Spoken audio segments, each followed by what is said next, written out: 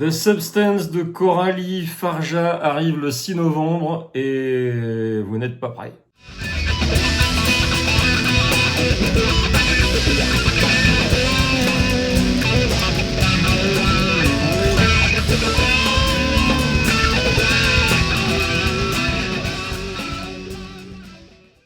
Coralie Farja, réalisatrice de Revenge, revient avec son deuxième film avec The Substance.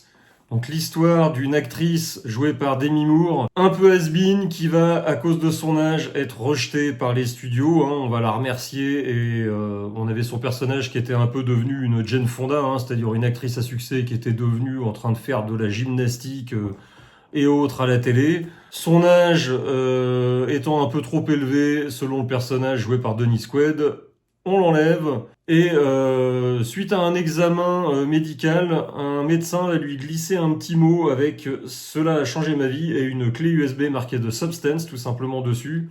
Elle va regarder ce qu'il y a sur cette clé, c'est une espèce de pub pour un produit soi-disant miracle qui permet de changer la vie et de revenir dans un corps jeune et beau. Elle va en faire l'expérience, sauf que, comme pour les Gremlins, il y a des règles qui vont avec ce produit miraculeux. Il faut tous les 7 jours reswitcher d'un corps à l'autre. Sinon, il y a des conséquences qui peuvent être assez sérieuses. Je ne vous en dis pas plus. Le film est absolument hallucinant. On est donc sur un film, une espèce de mélange entre comédie noire, dramatique, thriller, film d'horreur, puisque c'est vraiment un body horror à la Cronenberg, aux influences vraiment maîtrisées. Donc on a un sujet cronenbergien en diable, mais on a des influences, on a des plans des fois qui font penser au symétrisme de Stanley Kubrick. Le jeu théâtral d'ailleurs de Dennis Quaid rappelle énormément le jeu des acteurs sur certains films de Kubrick. Il est excellent, Dennis Quaid, qui remplace au pied levé Ray Liotta qui est mort pendant le tournage. Donc il fait un boulot phénoménal quand on sait qu'il a pris le rôle assez rapidement. Il a un rôle, donc le mec s'appelle Harvey, petit clin d'œil à Harvey Weinstein, vu qu'il joue une espèce de producteur libidineux, dégueulasse, macho au possible. Donc le petit pied de nez de Coralie Farja, Harvey Weinstein, dans la personne du personnage de Dennis Quaid. Le casting mené par Demi Moore, absolument incroyable, et Margaret Qualley qui joue son double jeune et beau, donc elles passent d'un corps à l'autre. Elles se mettent littéralement à poil les deux, elles sont absolument hallucinantes de présence, de beauté déjà. Et elles vont très très loin parce qu'on pourrait même mettre une touche d'érotisme à la Verhoeven, tant on voit leur corps nus très très souvent dans le métrage. Et c'est vraiment le sujet, de toute façon, elle analyse vraiment ce qui va très mal sur le Hollywood, cette espèce de course à la jeunesse. Alors, elle a remplacé par son produit miracle toute cette mode des chirurgies esthétiques, des traits tirés, des autres, des actrices et des acteurs qui ont recours à cette chirurgie par peur de devenir has-been et d'être jetés aux orties par les producteurs. Et ils ont raison d'ailleurs, parce que de toute façon, c'est vraiment ce qui se passe. Donc là, on a vraiment une critique, c'est un espèce de conte satirique noir. C'est super maîtrisé. Donc, elle cite évidemment, on a le sujet cronenbergien en diable, on a des plans à la Stanley Kubrick, on a une mise en scène très proche par moment du David Lynch ou de Carpenter pour The Thing à certains moments et notamment à la fin. Je peux pas rentrer dedans sans rentrer dans les spoilers. Tout est maîtrisé.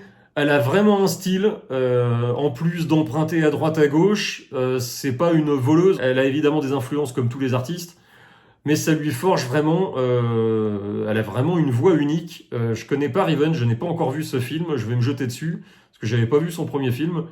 Si elle continue sur cette lancée, c'est vraiment la naissance d'une très très grande metteur en scène.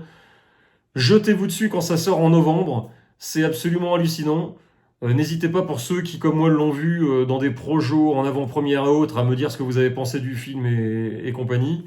Moi, j'ai trouvé ça vraiment super maîtrisé et dans tous les sujets. C'est parfois très dramatique ou très drôle. Alors, c'est de l'humour vraiment évidemment très noir. C'est du body horror qui marche très bien. Faut aimer les films un peu violents parce que quand ça va dans la violence, voilà, faut un petit estomac quand même solide si vous êtes accroché, c'est quand même pas mal. Pour moi, c'est la pépite de l'année, le deuxième meilleur film de l'année, et je vais vraiment suivre Coralie Farja de très près parce que alors c'est une coproduction, attention, hein, c'est casting américain, budget américain, et ça se passe, c'est sur le monde d'Hollywood. Donc c'est un film américano-franco-anglais, je crois, sachant que évidemment Coralie Farja est française et que c'est elle qui est aux commandes de la mise en scène et du script. Et ce n'est pas peu dire, donc on a vraiment une auteure ou une autrice, je sais pas s'il faut le mettre au féminin. On pourrait craindre le truc woke à fond. Alors évidemment, ce qui est targeté, c'est évidemment le Hollywood macho et compagnie, et puis cette espèce de course du coup à la jeunesse et à la beauté. Mais c'est super bien fait et c'est pas du tout les trucs woke qui nous font tous vomir les uns les autres ou politiquement corrects. Là, on est vraiment dans une critique du Hollywood et de cette course à la jeunesse. C'est ça vraiment ce qu'elle a en ligne de mire et c'est ce qu'elle exécute vraiment super bien, tant sur l'écriture du script et des dialogues que sur la mise en scène qui est vraiment super riche et qui est vraiment de haute voltige, hein, parce qu'elle elle cite Kubrick, Lynch, en veux-tu, en voilà, mais elle le fait de façon superbe et avec sa propre voix sans se perdre sans se perdre dans les hommages. Donc voilà, si vous donc jetez-vous sur le film. Si vous l'avez vu, dites-moi ce que vous en pensez en commentaire. Si vous avez vu Revenge, que vous n'avez pas encore vu celui-là, vous pouvez aussi me dire ce que vous avez pensé du film. Moi, je vais essayer de le trouver. Et on se retrouve, likez la vidéo si elle vous a plu, abonnez-vous à ma page si vous n'êtes pas abonné, partagez, on se retrouve pour une prochaine critique. Salut!